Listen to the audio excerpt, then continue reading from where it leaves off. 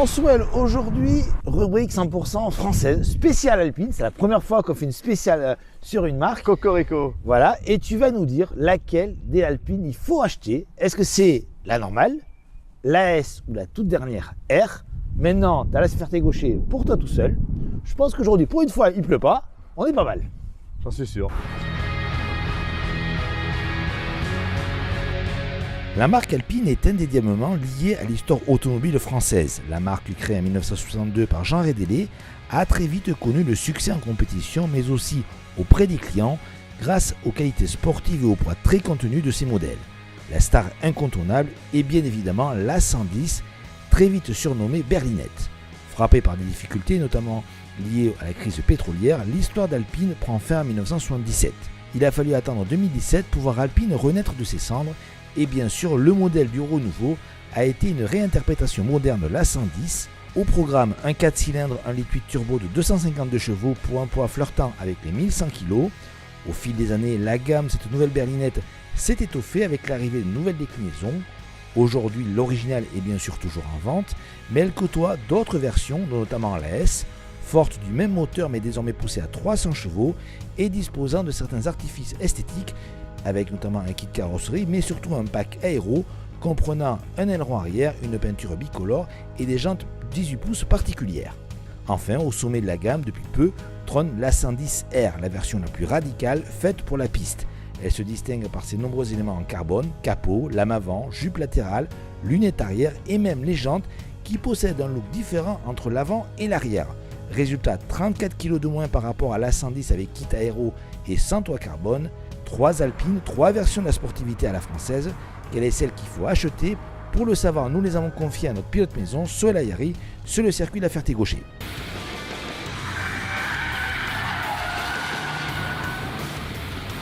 C'est une voiture qui est tout de suite, ça donne la sensation d'être assez souple sur suspension et elle est hyper fun cette voiture. Et ça, avec l'architecture de la voiture, ça fait vraiment une voiture hyper joueuse. On rentre sur les freins, le moteur est derrière mais au-dessus de l'axe des roues. Et donc dès qu'on rentre sur les freins, voilà, on survire et de façon hyper facile à contrôler. C'est du gros fun. J'adore. Le moteur le 2 litres est bien présent avec, on entend l'aspiration des turbos. C'est un jouet cette auto. Moi j'adore cette auto parce que c'est un vélo à conduire et surtout elle est hyper fun. On a envie de rentrer en glisse, faire du drift, on peut. On a envie de rentrer propre. Voilà, on met moins de freins, on garde les freins plus longtemps. Et on met les gaz. Bon, sur les gaz ça glisse un petit peu, mais pas plus que ça. Et c'est vraiment un couteau, en tout cas pour le plaisir et pour le fun, c'est un couteau suisse dans le sens où ça dépend de vos pressions de frein, ça dépend de l'assiette que vous mettez sur la voiture en entrée de virage. On fait comme on veut. On veut aller vite, on prend les freins forts quand on est en ligne, on en met moins en entrant de virage et on garde de la vitesse. On prend les gaz, le moteur cale l'arrière, tout va bien. Si on veut jouer, on fait ça. Voilà, et là, on peut faire des glisses mais à n'en plus finir. C'est vraiment une super auto. Et c'est vraiment avec ces suspensions assez souple. C'est vraiment une auto pour les départementales qui doit être une super auto. Et c'est un vélo à conduire, c'est vraiment très facile. Là, on la met au point de corde comme on a envie, on ressort comme on a envie. On aimerait un poil plus de chevaux.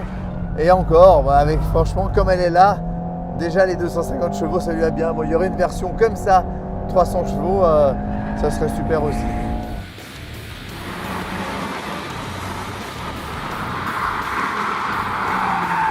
Tout de suite, on retrouve le tempérament de la 110 originelle, sauf que il y a plus de grip grâce aux pneus et aux amortisseurs, et surtout le couple se ressent et la puissance en plus aussi.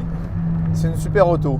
Elle est bien plus rapide et par contre elle est moins fun dans le sens où sur la 110 tout de suite avec les suspensions plus souples, l'arrière monte et on se retrouve en dérive. Celle-là, il faut déjà rentrer vite pour déclencher la glisse. Et après, très rapidement, quand on reprend les gaz, on arrête la glisse. Pour les adorateurs de drift, on pourra moins drifter avec celle-là. Parce que très vite, le grip supérieur des pneus et les suspensions plus dures calment tout de suite le fun en sortie de courbe, quoi. Elle reprend très vite sa motricité et elle sort de la courbe avec efficacité. Alors on ne peut pas tout avoir comme l'autre, ça veut dire du fun si on s'attarde sur les freins, qu'on la fait rentrer en glisse, et si on prend l'accélérateur fermement, prolonger la glisse et continuer en drift. Celle-là, elle est par contre beaucoup plus efficace sur circuit. Et un truc que j'aime pas, par contre, elle a sûrement les mêmes amortisseurs que la 110. Par contre, comme elle a des ressorts plus durs, je trouve qu'elle est sous-amortie. On passe très vite de équilibre à pop, la voiture, on prend l'accélérateur, la voiture se cabre et on a ce petit sous-virage qu'on pousse. Il manque de contrôle en basse vitesse sur les amortisseurs.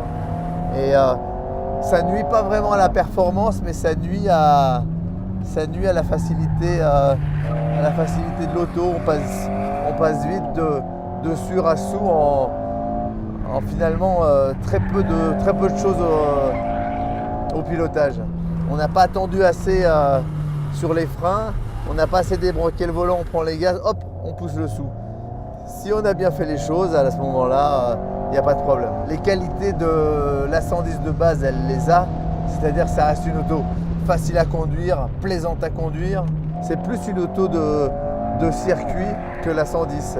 C'est en tout cas que de route. Sur la route, le peu de contrôle en amortissement et le fait que les ressorts soient plus durs, ça la rendra un peu plus difficile. Mais vraiment sur le circuit c'est efficace, ça va beaucoup plus vite que la 110 et les Michelin ils sont pour quelque chose.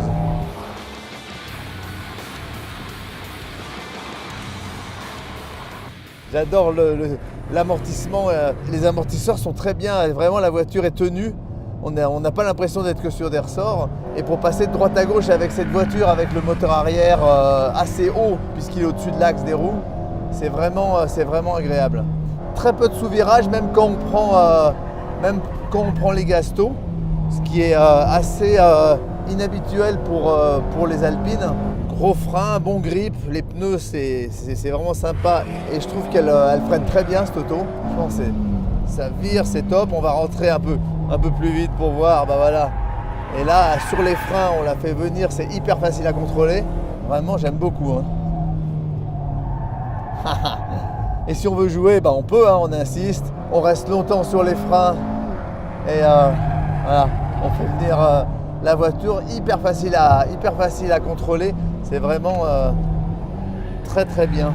L'autobloquant fonctionne bien, là on l'a vu sorti de l'épingle alors qu'on était sorti en dérive. Ça fait tout repasser au sol et ça c'est aussi le plus sur les Alpines moteur arrière. Je suis pas hyper fan par contre de la gestion de boîte de vitesse. Je demande les rapports, ils descendent pas. Et quand je reprends les gaz, j'ai l'impression d'abord d'être sur un rapport long et après avoir comme un overdrive et la vitesse qui redescend. C'est pas la vitesse que j'ai demandé et j'ai bien pris soin d'enlever toutes les aides et de mettre la boîte en manuel pour avoir le contrôle. Et là on l'a réentendu, c'est pas ce qui se passe. Par contre pour le comportement c'est parfait, c'est très très très très très bon. On passe vite, il y a un bon grip, elle tourne bien. Sur les gaz, la dérive est propre. Bravo, ça c'est une vraie réussite. C'est vraiment une super caisse sur circuit. J'aimerais l'essayer sur la route, mais sur circuit c'est une très très bonne caisse pour faire des track days. C'est vraiment rigoureux. En plus, on peut intervenir sur les combinés ressorts amortisseurs. Sur les circuits, ça va sûrement faire du bien.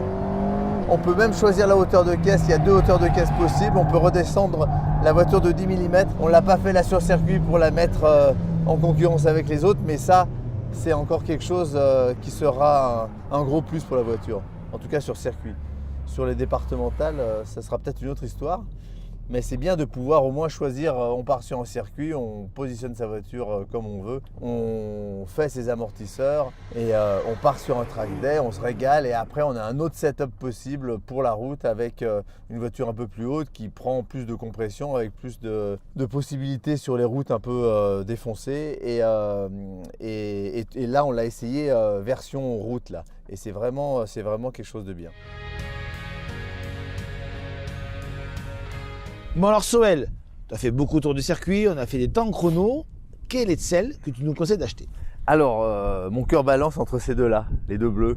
Donc la classique, parce que c'est une voiture avec pour moi deux comportements en un. On veut avoir du fun, on s'attarde sur les freins, on rentre la voiture en glisse. Et c'est une voiture qui, sur les routes départementales, vu la souplesse, ça serait une voiture géniale sur les petites routes nationales ou départementales. Et donc c'est une voiture, si on veut faire du drift, on en fait. Si on veut être pointu et passer vite, ça passe vite. Il y a vraiment tout en un dans cette voiture. Dans la R, c'est beaucoup plus efficace. On a vu, on a fait le chrono sur circuit, ça roule 7 secondes plus vite autour, il y a plus de puissance, plus de couple, un grip supérieur. Bien sûr, c'est beaucoup du haut pneu aussi, hein. Il y a 10 de plus en largeur, plus c'est des Cup 2 et là c'est des PS4. Ça joue aussi. Mais c'est une voiture qui est moins fun. On va pas se mettre à faire du drift avec celle-là. Par contre, le plaisir va venir par l'efficacité, la précision de la voiture. J'ai adoré cette voiture. Bravo à l'équipe technique qui l'a mis au point.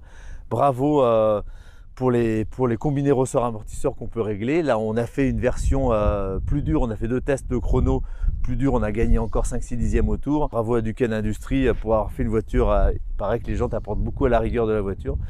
Faut pas mettre la S de côté. La S est très bien, mais par contre, j'ai un problème avec les ressorts amortisseurs les ressorts sont plus durs, les amortisseurs sont sûrement les mêmes que celle-là et du coup ils gèrent les basses vitesses sont pas gérées. Dès qu'on reprend l'accélérateur, on a tendance à reprendre un peu de sous-virage. Alors ça s'est pas vu sur le chrono artificiellement parce que on avait fait les prises de vue et je me suis attardé sur des glisses et donc j'ai flingué un peu le potentiel du pneu arrière, donc artificiellement ça l'a équilibré. Mais c'est globalement une voiture qui est plus sous-vireuse que ces deux-là et qui est une voiture où il faut vraiment amener les freins loin pour pas traîner ce petit sous-virage en sortie. Petit bémol dont je n'ai pas parlé sur la R, ces deux-là ont la même gestion de boîte de vitesse, celle-là une gestion un peu différente et j'ai pas du tout aimé la gestion, c'est le seul reproche que je peux lui faire. Même si j'ai mis sur manuel, il y a une espèce de kick-down quand on reprend l'accélérateur, on croit dans une américaine avec les tours qui remontent et souvent aussi on demande la vitesse, on n'est pas sur la vitesse qu'on a demandé, on arrive en 3 quand on a demandé la 2 et en sortie de virage, il y a ce kick-down qui vous remet en 2 et qui repart. C'est pour moi pas hyper agréable, surtout quand on sort en petite glisse, ça casse la glisse, c'est pas parfait. Donc c'est le seul point à améliorer sur cette voiture.